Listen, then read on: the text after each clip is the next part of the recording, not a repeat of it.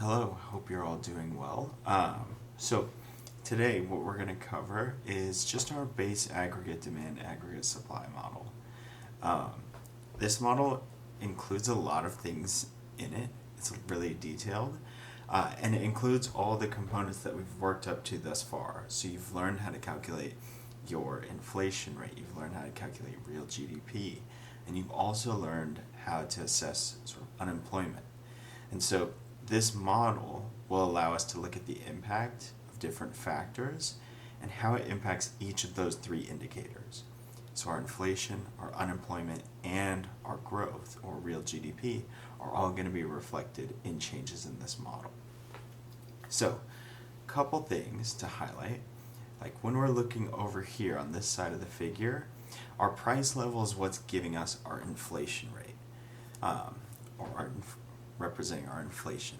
So when we see movements, when we're seeing movements that move up on our figure, those indicate that we're increasing our price level. And so when we're looking at those price indexes or price indices, as we see upward pressure on this y-axis here, that means we're experiencing more inflation. And if we move down towards the origin, that means that we're experiencing a reduction in the price level, or we're decreasing inflation. Our growth is represented here on our x-axis, so our real GDP. If we move to the right on this axis, that means that we're increasing our output. And if we're moving to the left on our output, that means if we're moving towards the origin, we're reducing our level of output. And so we can see kind of how our model is mapping out. We have our price level, we have our real GDP, and then the last thing we need to find is unemployment. That one's a little tougher to assess, but let's go through the pieces inside the model first. So we have three different curves. The first is our short run aggregate supply curve here. That's what's modeled here in the green. We have an upward sloping short run aggregate supply curve, and we see that it starts to steepen as we get closer towards that orange curve, that long run aggregate supply. And so at the beginning, at the start, we tend to see very little flexibility, but then we talked about all those different components with respect to things like wages being sticky downward. And so as we get closer towards this long run aggregate supply, we tend to see this curve steepen relative to its starting point. So it's really flat here because here wages change a lot. That's our major input into the production process.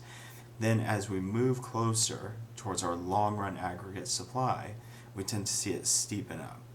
And that's due, largely due to that wages being sticky downward.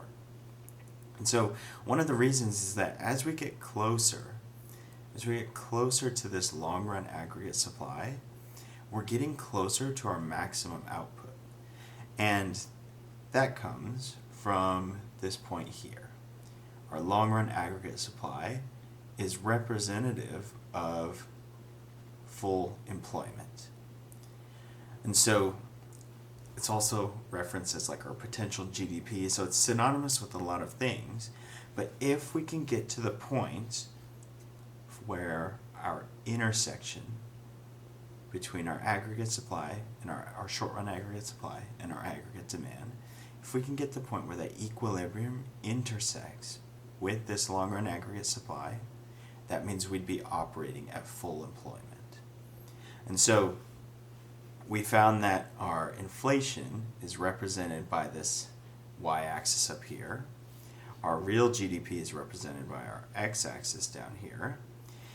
And unemployment is actually measured by the distance between our equilibrium output and our long-run aggregate supply.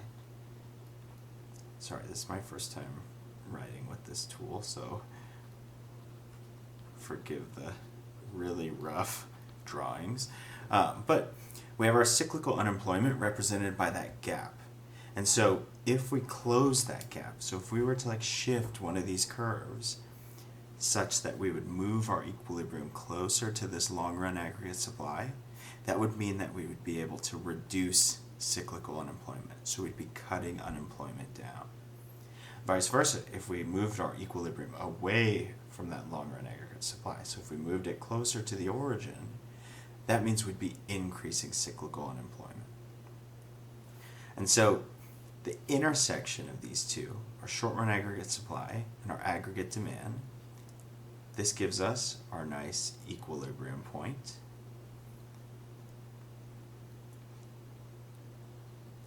And at our equilibrium point, we're able to identify our equilibrium price level here at P0. That's our starting price level. We have our equilibrium output. And then this gap tells us our starting level of cyclical unemployment. And so our goal is always to get to full employment. So we're trying to close this gap. We want to close this gap here. And we do that through policy. And so we'll start talking about how to shift or the impact of shifts on different curves. But this just maps out some of the primary components of our figure. We have our axes represented by our price level and our output. We have our upward sloping short-run aggregate supply. And we have our downward sloping aggregate demand. I want to talk about these just a little longer here.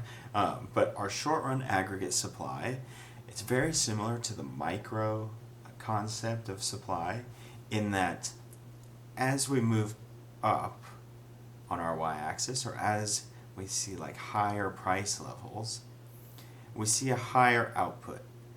And so this is relatively intuitive, the intuition's the same, but as price levels rise for all goods, more suppliers are willing to enter into the market and now sell those products. And so that intuition is the same, and then vice versa for our aggregate demand. Our aggregate demand is actually composed, our aggregate demand is just our GDP. It's our C plus I plus G plus X minus M.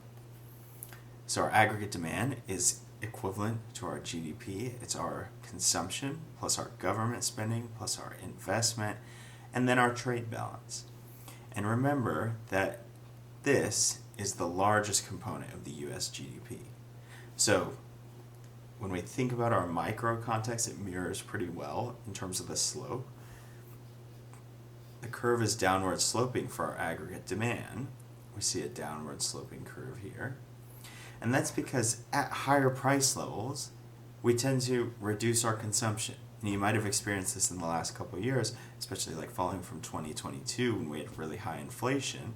A lot of goods were really expensive and we had really high interest rates. And so we weren't so happy, or we weren't like really gung-ho to purchase homes or even purchase the same quantity of groceries that we'd been doing before.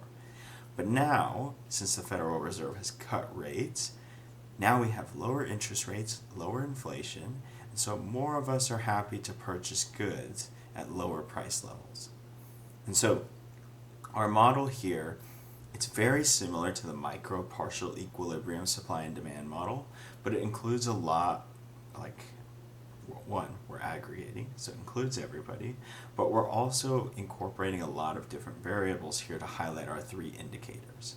Those being our price level over here, our real GDP here, and then we always have to keep track of our the distance between our equilibrium output and this long run aggregate supply, because that's our full employment. And so it's basically the difference between where we're at and our goal. So whenever we see this gap, we know that we have some cyclical unemployment, and we have to find some policy mechanism to try and reduce that. But I don't want these to be too long, so here's just a base introduction to the aggregate demand and aggregate supply model, and I'll try and issue a couple more videos that highlight the impact of these shifts so that can be clarified a little more as well. But if you have any questions, just stop by during office hours. But other than that, have a great day.